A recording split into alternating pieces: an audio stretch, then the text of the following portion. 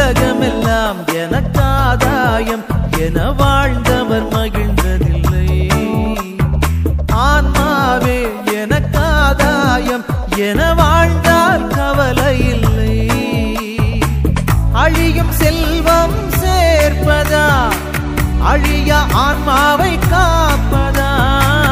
அழியும் செல்வம் சேர்ப்பதா அழிய ஆன்மாவை காப்பதா? இந்த கேள்விக்கு பதிலாய் வாழ்ந்தவர் யார்? அவரே புனித சவேரியார். உலகமெல்லாம் எனக்காதாயம் என வாழ்ந்தவர் மகிழ்ந்ததில்லை.